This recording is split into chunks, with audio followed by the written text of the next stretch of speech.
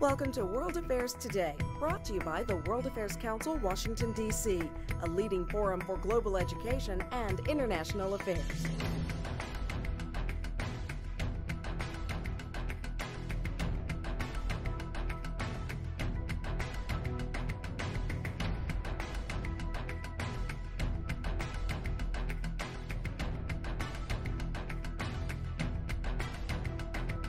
Good evening and welcome to the World Affairs Council's program and filming of World Affairs Today's program on foreign policy debate focused on the law of the seas. I'm Heidi Shoup, President of the Council, and it's my pleasure to welcome you all here this evening. We're delighted to be co-sponsoring this program with the American Academy of Diplomacy, a small group of former senior ambassadors and leaders in foreign policy who work to strengthen American diplomacy and enhance America's standing and influence in the world.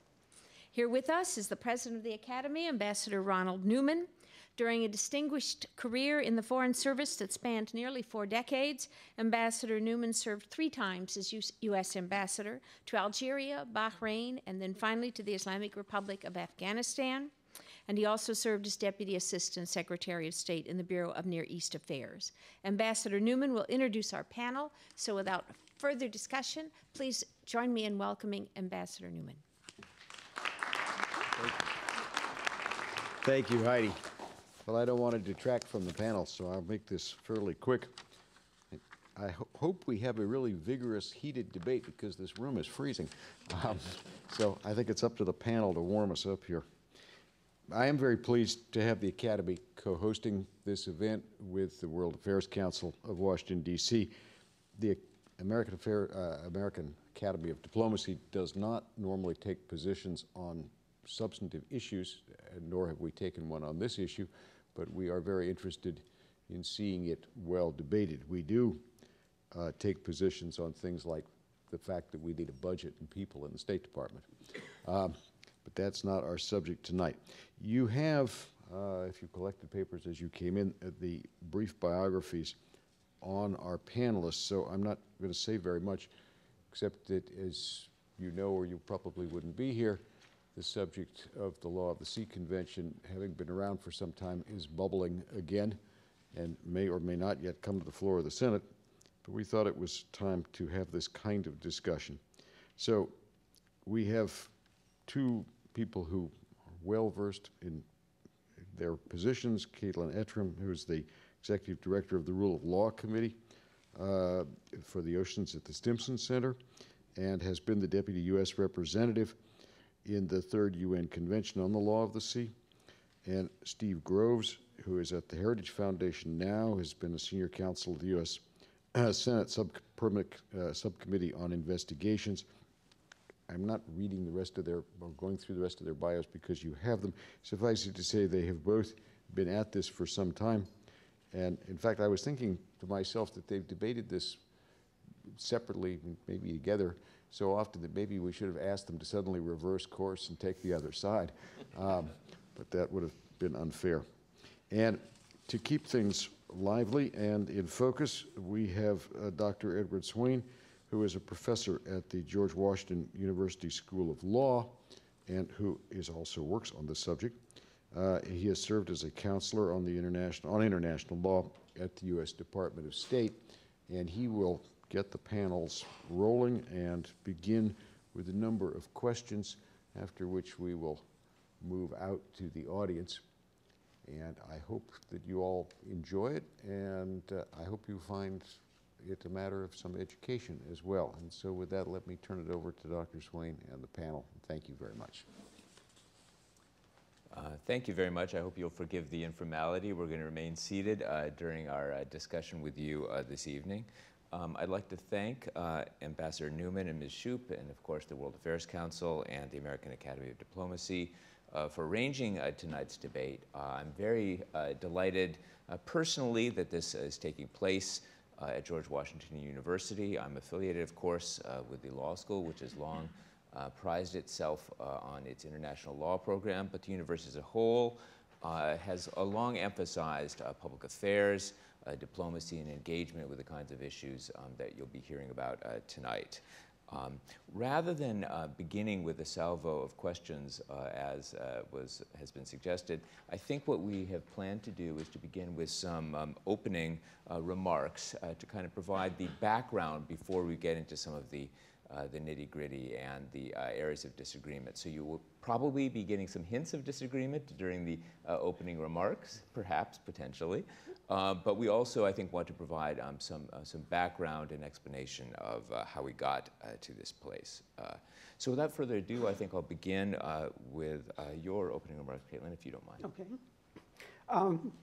I want to welcome everyone to the wonderful world of ocean law and policy. It's been a career for me, so if you're young, you can have a lifetime ahead if you can stand working on one topic for 39 years. I first came to law of the sea as a naval officer out of college, and then as an ocean engineer in graduate school, a mineral economist, a policy analyst, and finally a diplomat. With that background, I view the law of the sea as a policy tool, not as an end in itself. I see the Law of the Sea Convention as sort of the Swiss Army knife of ocean policy. It's probably not the perfect tool for any given issue, but all the tools together make it a superb instrument for dealing with American interests in the ocean. The measure of a tool is not its form or its appearance, it's in how it helps you reach your goals. For the United States, the Law of the Sea Convention helped us in many ways. As a package, it details navigation and communication rights that are necessary for our civilian and military navigation. It created a 200-mile exclusive economic zone in which both living and mineral resources fall under state control. In the case of the United States, our EEZ is actually larger than the land territory of the United States. It provides a civilian navigation regime that balances coastal navigation with prevention of vessel source pollution. It provides a framework for peaceful settlement of disputes. It provides a way for the far reaches of the continental margin to come under national control, regions that never by any stretch of the definition met the requirement that continental shelf or continental margin be adjacent to the coastal state to count as legal continental shelf. And that was packaged with a royalty system so that benefits would go to the whole world for giving up what they claimed were their rights to those territories. And finally, it pulled in a regime for mineral resources on the deep ocean floor. This has turned out to be the most difficult part because it involves setting up an international organization to carry out the principles of the agreement. I think we'll get a little bit of discussion of that organization here, I'm sure. For me, I describe that as a business-friendly, rules-based regime for the minerals of the deep seabed under an international organization, which the United States has considerable authority, including vetoes over decisions on the most critical issues. Steve, as a lawyer, will look at the legal details of the convention and find flaws and omissions. I look at the implementation of the convention and see a system that put a halt to creeping jurisdiction in the past, meets our needs of today, and provides a framework for addressing ocean issues in the future. But we can't really get all the benefits of that when we're an outsider. At a number of international organizations, we're the group that's sitting in the back behind the observer tag, while other people are actually talking, making proposals, moving things forward. We have a role, but it's not the leadership role that we've come to expect for ourselves.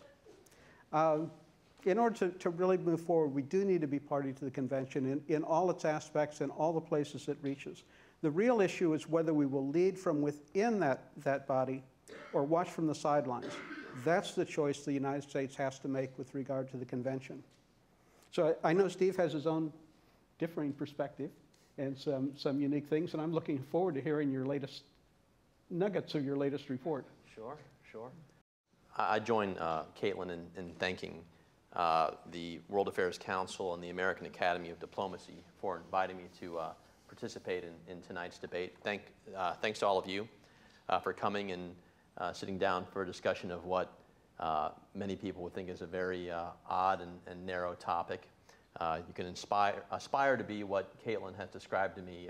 She self-describes herself as a law of the sea nerd.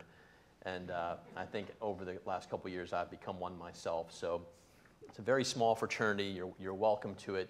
I don't know what the parties would be like, but I guess Caitlyn and I would be there. I've only got 5 minutes to talk about, to make this opening statement about the treaty, so not a moment to spare. As a conservative, I'm often asked, what's your problem, conservative, with this treaty? I mean, all of your friends are in favor of it. I've got some friends here from the Navy and from the Pentagon. They're in favor of it. What are you, against the Navy? All the boys in big oil are for it. What's your problem? American Petroleum Institute, the Chamber of Commerce, all of these guys are in favor. So what's your problem? Why are you one of these knuckle-dragging conservatives who has problems with the treaty? And I'll just like to highlight a couple of them now, and I'm sure we'll get into more of them during the discussion. But a lot of this for conservatives boils down to national sovereignty. Because if we join the treaty, that affects our sovereignty negatively in several ways. The main ones being, it would expose the United States to adverse judgments from international tribunals from which there is no appeal.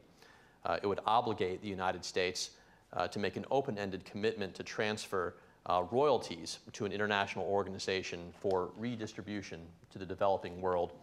And third, it would require the United States and American mining companies to seek the permission of an international organization in order to engage in seabed mining. So those are the big three: exposure to lawsuits, sharing our royalties, and having to get permission from an international organization to engage in deep seabed mining. So conservatives like me are concerned that we would turn over that type of sovereignty to an international organization. We're concerned because whenever you sign on to a treaty, especially one as complex as this, you should not cede our sovereignty lightly. It was preserved and achieved through great sacrifice. But conservative opposition to the law of the sea is based on more than just ideology. It's based upon the available evidence, longstanding U.S. law and policy, customary international law, U.S. experiences in other international organizations and treaty bodies, the U.S. record in international tribunals, and the provisions of the convention itself, and of course, the facts. So let's look at some basic facts.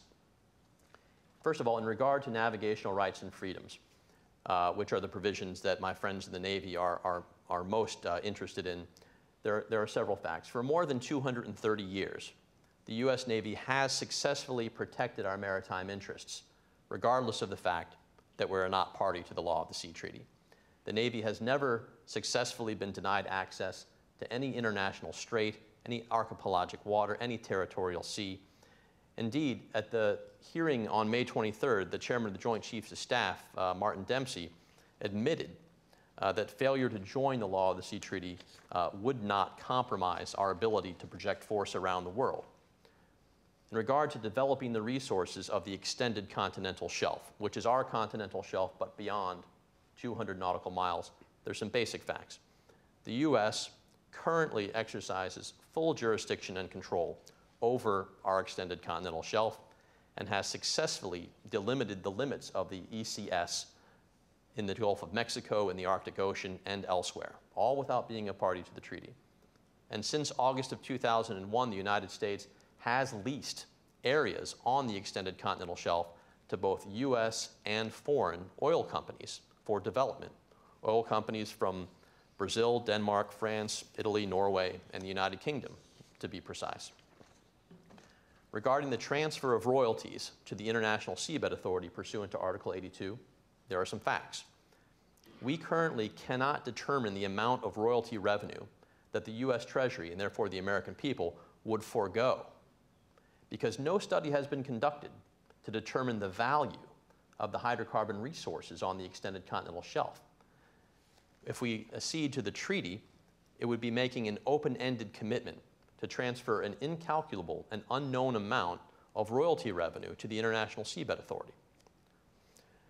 Regarding the mandatory dispute resolution provisions, acceding to UNCLOS would expose us to baseless international lawsuits. environmental activists, legal academics, and at least one member of the convention have already contemplated litigating, initiating climate change litigation against the United States. And if we get an adverse judgment by the Law of the Sea tribunals, those rulings are final, they're not subject to appeal, and they're enforceable in our territory. So there's no turning back once you join the treaty and a case is brought against us. Finally, in regards to U.S. rights to mine the deep seabed, pursuant to U.S. law, long-standing U.S. policy, customary international law, U.S. persons and corporations already have the right to engage in deep seabed mining. It's more complex, perhaps, if we're not a party to the treaty, but we can do so without being a party to the treaty and without having to do it under the auspices and control of an international organization. These are the facts, and collectively, to me and to other conservatives, they add up and indicate that there are real costs to joining the treaty. There are foreseeable risks to joining the treaty, and those are the risks that we try to point out to members of the Senate. And I think those are the reasons why, over the past 30 years, the United States has not ratified the treaty. Others, of course, will disagree and believe that there are, I don't know that this is Caitlyn's position, but many advocates of the treaty will claim that there are no costs to accession, that there's not a single provision of the treaty that would cause us any harm or any possible risk whatsoever. It's because of that dispute that we're here tonight having this debate, and I look forward to having this discussion, and I really look forward to getting some questions from the audience. So thank you again for coming tonight, and I look forward to it. Thank you very much, Steve. Before we turn to audience questions, I'm going to pose a couple of questions that will elicit, I think, some further details of this controversy to each of our debaters in turn. As Steve mentioned, the history of the past 30 years, the failure to ratify the Law of the Sea Convention or to accede to it subsequently certainly does not speak well of the chances of the Law of the Sea Convention in the Senate or otherwise. But there have been some developments. It's not all been of a piece over those past 30 years. One of the main U.S. objections to the Law of the Sea Convention and the basis for at least some of President Reagan's opposition concerned the provisions relating to deep seabed mining, to which both of our debaters have alluded, and also to the International Seabed Authority. There was a 1994 implementing agreement that was negotiated. And so the question I would pose to both of our discussants is whether that 1994 agreement resolved U.S. objections, and to elaborate why or why not. I think I'll begin first with Caitlyn. Okay. When I started working on Law of the Sea, we were near the completion of the seabed mining provisions. And being from the Commerce Department, I had concerns about particular parts. There was a part that said that if developing countries can't get technology, then people have to sell it to them on fair and reasonable commercial terms and conditions. Since the Patent Office is part of the Commerce Department, part of my role was to oppose that within the government. There were other provisions. I think the most deadly of them was a provision, because we knew the convention we didn't have experience with it. How do we design a regime if we don't have experience, and how do we get the experience if we don't have the regime? So there was a provision to come back after 25 years and review the convention and adopt changes. That posed a particular problem for the U.S. Senate, that if the Senate ratifies the convention, they expect the convention to remain as they ratified it, not changed out from under them. The only recourse was to denounce the convention, but that's a presidential decision, not a Senate decision. So there were a number of problems like this, and Reagan said he had 6 categories in which he had to have changes, and they were both necessary and sufficient. If those changes were made, he would sign the convention and submit it to the Senate with his recommendation. We did not get those changes in 1982. But these included getting rid of the technology transfer provision, getting rid of any limits on production, getting rid of the review conference, finding a way to assure that a qualified applicant would be approved, ensuring the United States would have a permanent vote on the decision-making council, able to cast a blocking vote for decisions that were made by consensus. There were other provisions of providing increased oversight over the newly created International Seabed Authority. While it wasn't achieved then, after 8 years after the negotiations, when nobody's getting what they want, that's when people came back and said, let's see if we can try to fix this. And they came back, put this in, got rid of the objectionable provisions, established new things such as requiring an annual audit by one of the big international accounting firms, providing a finance committee on which the major donors would have a seat and would have a veto over the budget. I say veto. It had to be decided by consensus. So if anyone said no, it was a veto.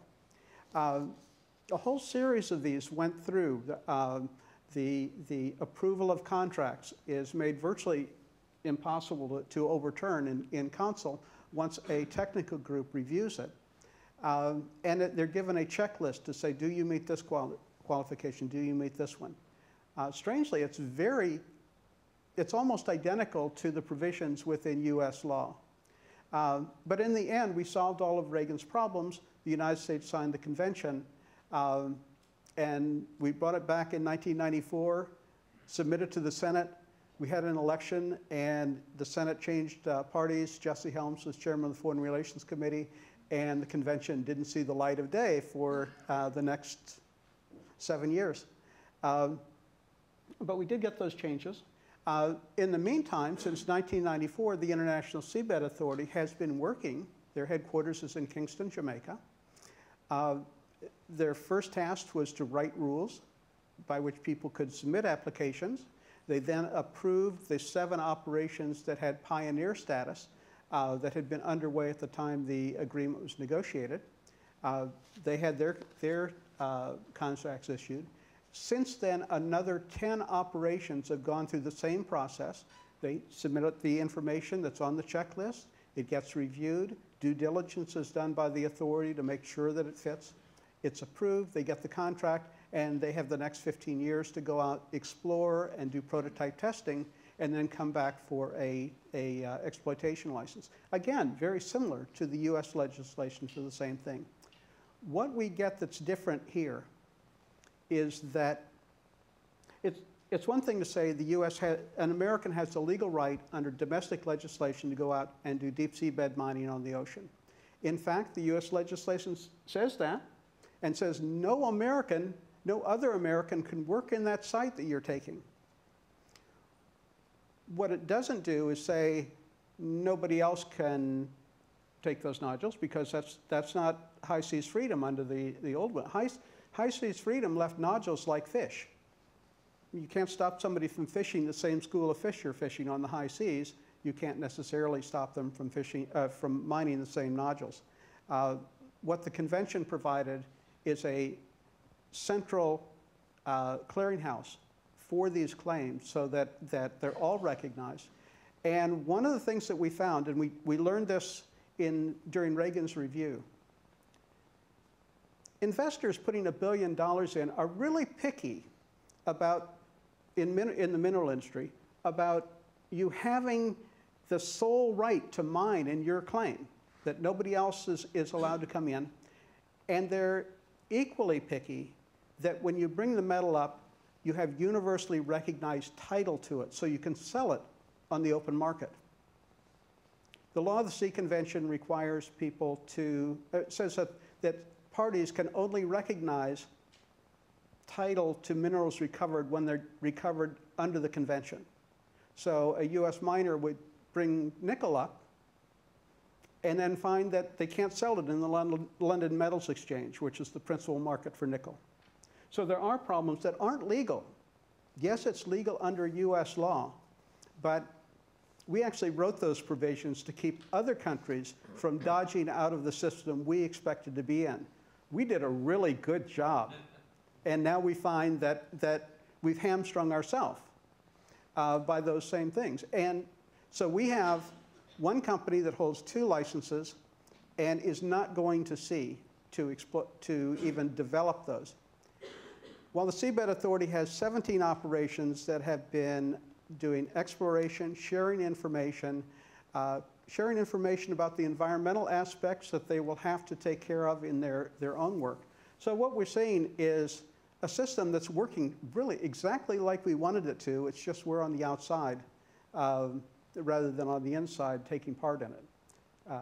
And the reason it's important is by the time we finished the Law of the Sea negotiations, we'd finished rebuilding the Western world after World War II. Japan had rebuilt, Germany had rebuilt. The demand for minerals really stagnated after that. And what we're seeing and have seen since 2002 is that China, India, Brazil, eventually Russia and South Africa are starting that again. And it's that increased demand that's coming at higher than normal levels that's making seabed mining look a lot more attractive now. These are critical and strategic minerals. They are minerals that, including rare earths, that we really do need to be concerned about. And we're going to be going into a tighter market competing with China and other countries. So the fact that we solve those problems has made it very attractive for those of us who have a particular interest in seabed mining. The question is about the 1994 agreement, and there's a separate subset of debate among the Law of the Sea nerds of whether the 94 agreement met all of Reagan's objections. That's not my particular analysis. It's an interesting debate to have, and we can have it. But as much as I love Ronald Reagan, whether we join a treaty in 2012 has only some limited relevance as to what President Reagan's objections were in 1982 and 1983. The 94 agreement improved the treaty. It got rid of a lot of things that Caitlyn brought up, the controls on the amounts of production. Some of the fees were lowered. The transfer of technology was no longer to be mandatory. There were some good things that the Clinton administration negotiated in the 94 agreement. But the question is, what about in 2012? Is it enough to justify the U.S. being a party to the treaty? My analysis is no. And the reason for me boils down to a fairly basic question. Is deep seabed mining a national interest of the United States? We've got these polymanganese nodules out there, some sulfide crusts, maybe some rare earths, these sexy things that have been around for decades that no one has ever commercially produced. But let's assume for the sake of argument that something happens and suddenly getting to those seabed resources becomes a national interest of the United States. I'm of the opinion that if that is the case, we don't put an international organization in between our ability to get those minerals. That's not the step that I take as a conservative based on my experience with studying international organizations for many years now and how they operate. You don't put an organization in the middle of your national interest and say, well, we're going to need your consent. We have to go to the International Seabed Authority and to the Technical and Legal and Technical Commission and the Council so that U.S. companies can get their contracts approved for exploration. If it's a national interest of ours, we shouldn't put an international organization in the middle that can give us their consent. And then once we've got their consent, it doesn't really stop there, because the authority will regulate the behavior of U.S. companies from dusk till dawn. It's as if they've created an international Department of Interior and an international EPA down in Kingston, and they decide how U.S. companies or the United States, if they sponsor a site, will engage in deep seabed mining. They will regulate us environmentally. They require us to put out a environmental impact statement that they study and they approve. And then if you're actually engaging in mining and you do something that the authority finds to be ecologically unsound or environmentally harmful, they can stop you. Meanwhile, you're required to train their personnel. You have to put together a training program where employees of the authority or of the authority's mining arm called the enterprise, you have to create training programs and allow them on your ships So you are training your competition for the future. The authority is allowed to board your ship at its whim, to measure your operations, to review your books, to check out what you're doing, to make sure that you're following all of the rules and regulations of the authority, of which there are many. And finally, if U.S. companies are of the opinion that they can only engage in deep seabed mining through the law of the sea regime, they have the ability to go out, partner with a country that is a party to the law of the sea treaty, and then get a contract that way. This has already happened. A Canadian company partnered through Nauru to get a contract, and a U.S. company, Lockheed Martin, opened up a wholly owned subsidiary in the UK and got a contract. So that there is an alternate route if U.S. mining companies are dead set on doing it through the law of the sea treaty. There is a route, an avenue for them to go. Realistically, the position that the United States is in is somewhat constrained. It's not in a position to renegotiate the terms of the treaty with respect to the deep seabed mining regime or anything else, or for that matter, as I think, Stephen, you mentioned in your remarks, to delay its implementation by the rest of the world. If the United States doesn't become a party to the Law of the Sea Convention, which I think we have to accept as a very realistic possibility, what, in your respective views, is the next best alternative? And why is that next best alternative better or worse than joining the convention? Steve, if you don't mind beginning. Sure. Tough to tell the future, of course. I mean, tomorrow they could find some field of diamonds somewhere in the mid-Atlantic rift, and all of a sudden this becomes extraordinarily relevant really quick.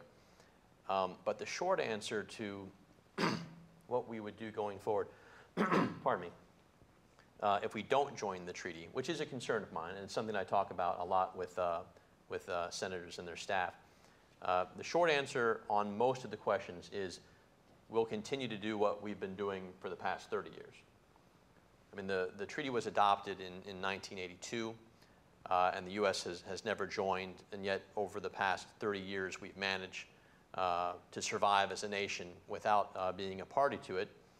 And I only say that with a little bit of sarcasm, because it's kind of proof about the lack of necessity for joining this particular convention. When it comes to navigational rights and freedoms, I'm sure our Navy will continue to perform its mission. As I mentioned, we haven't been denied access to international straits or archipelagic waters. We are a leader at the International Maritime Organization, where a lot of the real issues regarding the law of the sea and navigation and drawing archipelagic sea lanes and traffic separation schemes through straits, all of that occurs at another organization that's in London called the IMO. As Joint Chiefs of Staff Chairman Dempsey said at the hearing, not joining the law of the sea treaty will not affect our ability to project force around the world. So from a military standpoint, and we've got assurances in one form or another from the military that they're going to continue to perform their mission. They're in favor of the treaty. The Navy especially is in favor of the treaty, but they'll perform their mission over the next 30 years, just like they've done with honor and success for the past 30 years. When it comes to exploiting the minerals of our extended continental shelf, the oil and natural gases out there, we are already leasing to U.S. and foreign companies out in the Gulf of Mexico on our continental shelf beyond the 200 nautical mile mark. I expect that those leases will go into development, regardless of the fact that we're not into a treaty. We've already negotiated our borderlines on the extended continental shelf with Russia, up in the Arctic Sea, the Bering Strait, the Bering Sea, and into the North Pacific. We have one major line to negotiate with Canada, but for the past several years, our Coast Guard is engaged in joint operations with Canada to do hydrographic and bathymetric surveys of the Arctic shelf, where we're going to draw our line with Canada. And then, if we want to go out deeper, we can lease on the extended continental shelf in the Arctic. On lawsuits, the answer is very easy. We'll continue not to be sued in international court for frivolous claims. You know, our record in international courts isn't great. We've had to withdraw from almost all the international courts, with I think the exception of the World Trade Organization, because of very, very poor decisions that we got. Reagan withdrew from statutory jurisdiction of the International Court of Justice after it ruled that we had violated international law by supplying and supporting the Contras in Nicaragua against the Sandinista government. Just during the administration of George W. Bush, we had to withdraw from the ICJ because of the optional protocol under the Vienna Convention on Consular Relations, because the ICJ ruled that 50+ illegal aliens who were sitting on death row in this country for murdering and raping our citizens deserved another round of hearings because they were not told upon their arrest that they had a right to consular access. So we lose, and we lose big, in these international tribunals that have major implications for our national security, for our social policy, and we've had to withdraw from these courts. That's not an option if we join the Law of the Sea Treaty. You're either all in or you're out. If you join the treaty, you're exposing yourselves to more of these baseless claims, and you're on the hook if you lose. The most complicating factor is, what do we do on deep seabed mining if we're not a party to the treaty? As I've mentioned prior, you know, all the other countries that want to engage in deep seabed mining are in the treaty. So that's the complicating factor, to work with those states and find out a way that the United States can operationalize its high seas freedoms, which we do have. They are ours. They cannot be taken from us. 160 countries can't sign a treaty and deprive the United States of its inherent rights as an independent and sovereign state. But working out the details of getting into an agreement with other deep seabed mining countries to respect one another's claims is complex. It's done. As Caitlyn mentioned, you know, Lockheed Martin has claims in the Clarion-Clipperton zone, which is the main area for the manganese nodule exploration out in the Pacific Ocean. It can be done, and it is being done. But it is the most complex factor if we do not join the treaty going forward. Thank you. Caitlyn, why can't we continue to rely on customary international law as it defines our navigational rights, or on special agreements we organize bilaterally or even multilaterally to take advantage of other opportunities, for example, with respect to deep sea? The things that the treaty created that never were part of customary law. The right of transit passage for military vessels to go through water in straits that would otherwise be territorial sea. They can go through in their normal mode, meaning they can ping their sonar, they can have their weapon systems operational, they can have aircraft above, that they have rights under that. Now, we'll exercise those. I mean, nobody's going to stop us on that. But when I was a midshipman, we were operating out of Guantanamo Bay. Back then, it didn't have such a contentious reputation. And I was assistant navigator, and I think it was the smallest ocean-going ship in the Navy. So I could actually talk to the captain, sort of like a demigod, not a real god, but a small one. And I asked him why our sailing orders were to stay 12 miles off the coast when the territorial sea was 3 miles. And he said that they'd spent a long time building up relationships with Cuba so they could get fresh water, employees to come across the fence. A lot of things that made it work. And if they started challenging their claim of 12-mile territorial sea, that would go to hell in a handbasket. And so we didn't do that. Just as we did not send warships down to defend our claim of a 3-mile territorial sea when Chile started impounding US fishing boats out to 200 miles. Instead, we sent money down to pay the fees and send the tuna boats back to keep challenging that. In the 1960s, we were going to send an icebreaker up to challenge a Russian claim to a strait they claimed is internal waters. They made it known that that would be taken very seriously, and in such terms that we did not send the icebreaker, and we have never challenged that straight, except in paper. There are things that you could do militarily that you don't do for political reasons. And it's all very nice to have a Muammar Gaddafi who you can go and blow up his airplanes and bomb his palace, but it's our friends who are actually challenging our rights more. India has on their books, I think it got put on the books and they never really got around to thinking why, about prior notification of military activities in EEZ. A number of countries have picked that up. We need to be able to get them to take that back, because the longer it's there, somebody sometime will start enforcing it. And we may still be able to go through there, but if we start using force against allies, we're going to find our cooperation, and we need cooperation. We need intelligence. We need interdiction. We need partners in the Proliferation Security Initiative. We need all of these things. So all of that power can't be brought to bear all the time. So that we do need to have that working relationship, and that's a lot of, it'll take a lot more effort. That when we wanted a resolution out of the Security Council to allow the Piracy Task Force to go within 12 miles where it wasn't piracy anymore. It was armed robbery at sea, a domestic issue, but we wanted authority to do that.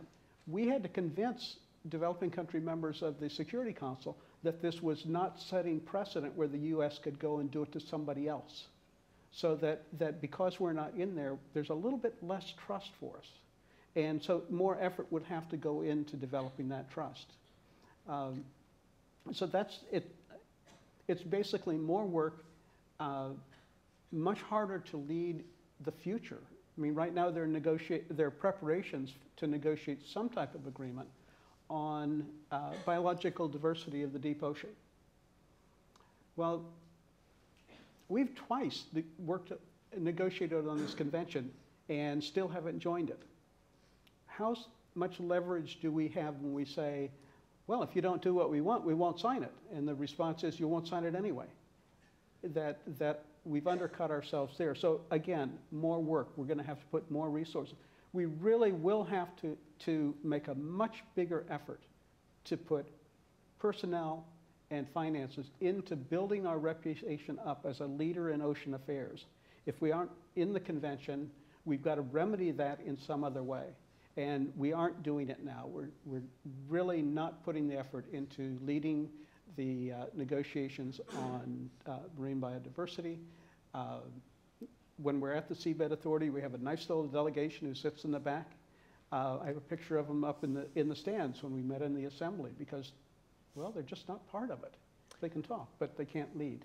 And that's what we need, is that leadership. I do want to make sure that we have enough time for your closing observations, and then certainly that we have enough opportunity for questions from the audience, sure, be it from council to Lockheed or otherwise. So I was wondering if we might begin with you, Caitlyn, some initial remarks. Really, for all the details, the convention has worked well. It addresses U.S. interests in the whole range, and no country has more diverse ocean interests than the United States. As Steve has pointed out, it's really a complex treaty. It's really hard to, especially in a short presentation, to evaluate. Is this good? Is this bad? We could go a couple hours on more things to cover that would just drive you to tears. The main thing, though, is will we once again lead and inspire the world in the development of the oceans for the benefit of ourselves and the rest of the world? We used to have that reputation, and we need to redevelop it. Or will we stay outside of the very system we helped create that we demand others follow, and unable to lead it because we're keeping ourselves apart? And in doing so, are we going to kill the very industry that Ronald Reagan wanted to protect, the one that I've worked on since 1973? The issue is, do we lead from in front? Do we watch from the sidelines? I always like to be active. I'd like to have us in there doing our best to make the world better. Steve? Thanks, and thanks, Caitlyn. This has been a great discussion. When you decide whether you're going to join a treaty or you decide whether you're going to pass legislation in Congress, you do a cost-benefit analysis. You decide what do we get from the treaty, what are the costs of the treaty, and on balance, when you do that analysis, does membership in the treaty advance our national interests? As a conservative, our conclusion has been, after an analysis of this treaty, that it doesn't advance our national interests. For all the reasons that we've talked about today, I don't think it advances our national interests to be required to share our royalties when we don't even know what type of royalties we're talking about. We don't know, is it going to be $1 billion worth of royalties, or is it going to be $100 billion worth of royalties? Because we haven't even done the study. You know, it doesn't advance our interests to expose ourselves to baseless litigation from opportunistic countries. And it doesn't advance our interests to turn over consent and regulatory power to an international organization that could possibly prevent us from engaging in deep seabed mining. Maybe just one of those, if I only had one argument and the rest of the things could be ironed out with reservations or understandings, maybe the analysis would come back the other way. Maybe we could take that risk. But I think if you look at the possible flaws, the real costs, the foreseeable risks collectively, I'm driven to the conclusion that it doesn't advance our interests. And we can continue to advance our interests outside of the treaty as we have been doing for 30 years successfully while maintaining our leadership on the oceans. And I disagree with people who say that we're not a leader on the oceans. We have the most powerful Navy that has ever been seen. Our Commander's Handbook on the Law of Naval Operations has been adopted by every naval force in the world. We are a stickler for the rules. We're not scofflaws. There's nothing in the treaty that we violate. Our territorial boundaries are exactly what the treaties say. What we do within those boundaries, what we do within our territorial sea, our contiguous zone, our EEZ, we adhere to the convention. If only all the parties that have ratified the convention would do the same. But so many of them are scofflaws that are in the treaty itself. So many of them our Navy have to run freedom of navigation operations against every year. So we'd be joining a treaty where we have a bunch of treaty partners who don't even respect the treaty. I don't think that's a good deal. And if we've been managed for these 3 decades to make it this far, then maybe we have to wait for some triggering event. If there's some event in the future where it becomes unassailable that our interests can only be met by joining the treaty, we can join it. But the United States shouldn't join treaties that don't advance its interests, including the Law of the Sea Treaty. And so that's my pitch. Thanks very much to both of you, but you're not off the hook yet. I do want to make sure that we have time for questions from the audience. I wonder if our experts here can tell us how the UNCLOS can be applied to solve the terrible problems in the South China Sea today, where China has claimed 90%, and there are counterclaims from Vietnam, the Philippines, Malaysia, and Brunei for some of these islets, reefs, and shoals that are really not full-fledged islands in any sense of the word. Thank you very much. I'm going to say there are actually three problems that overlap in this, and I'm hoping I'll remember all three by the time I finish. One is who owns the islands? Historical claims, overlapping claims. Some islands have been held by several countries, and so that's not a law of the sea issue. That's a country-to-country dispute that either needs to be worked out or taken to dispute resolution or shared.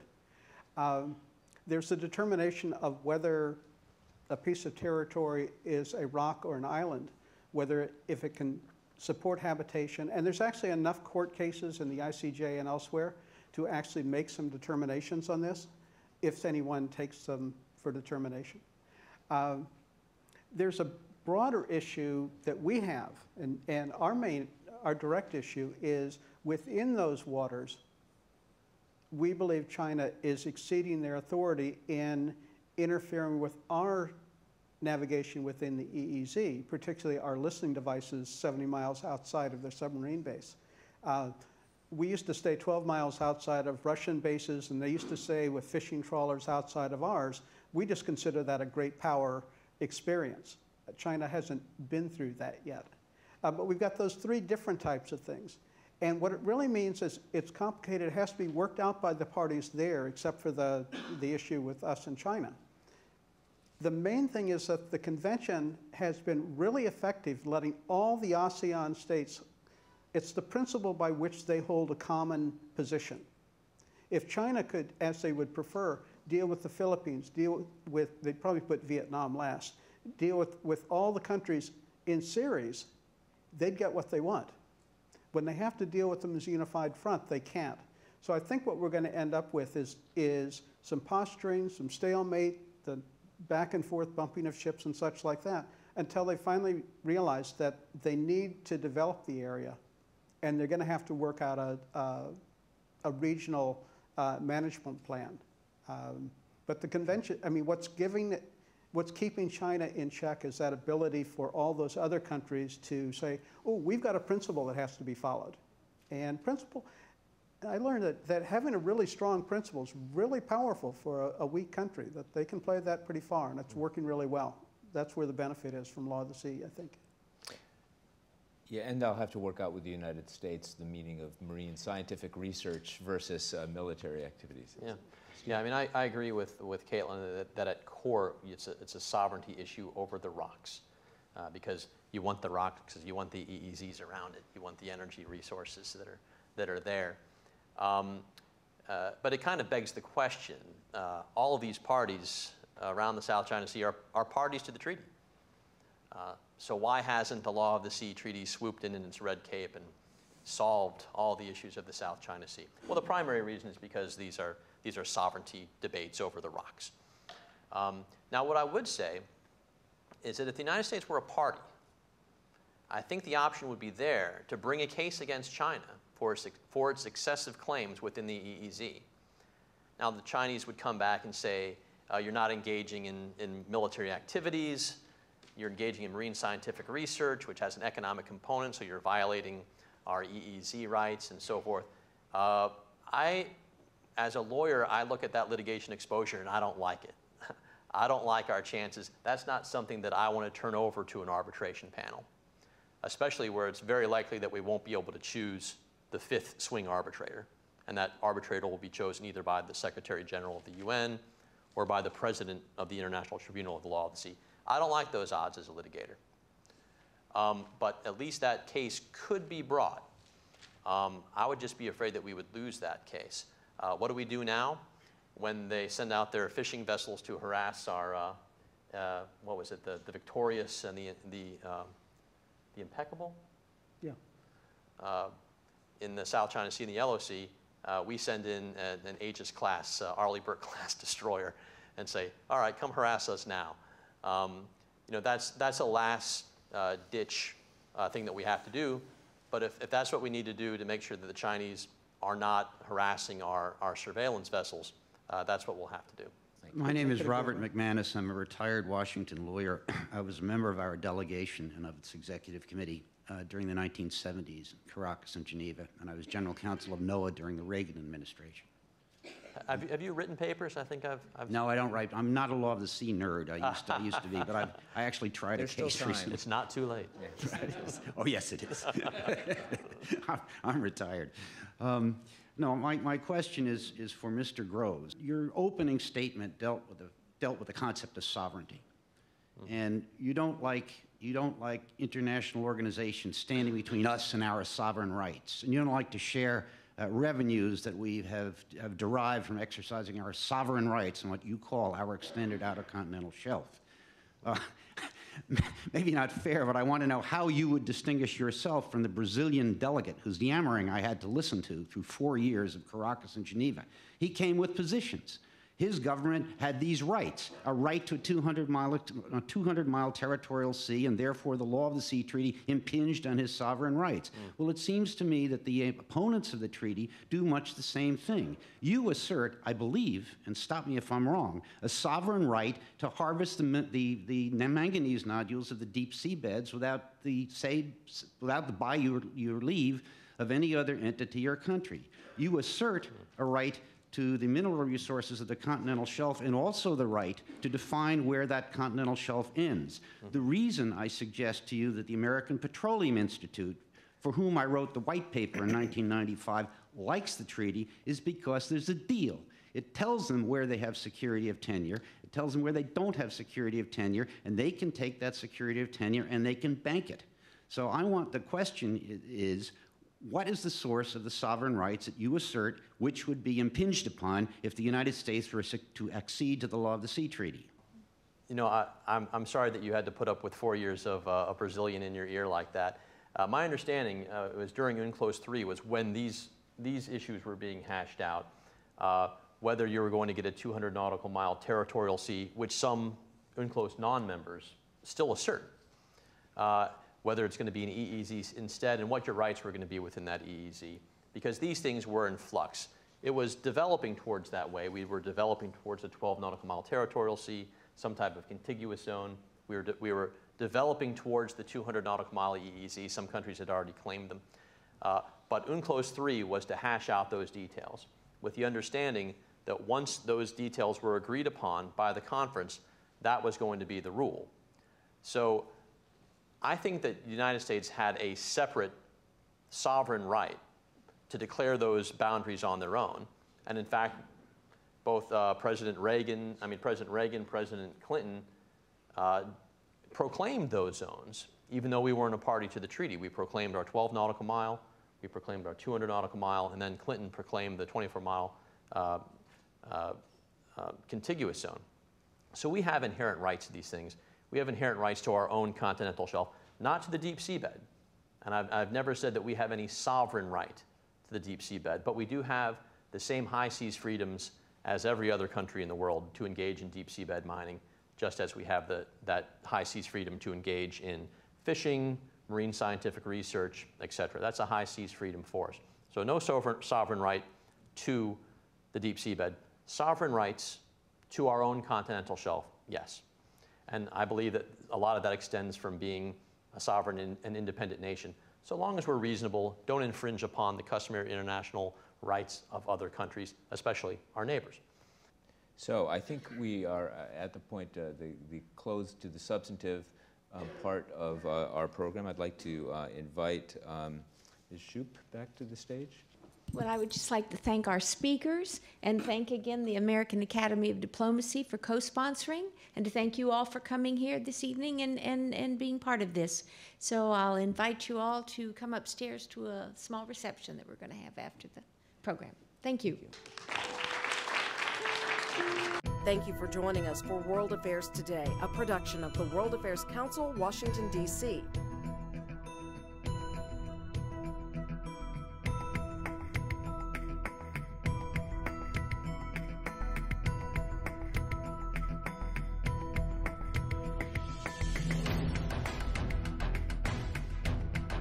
Stay connected with us at www.worldaffairstoday.org.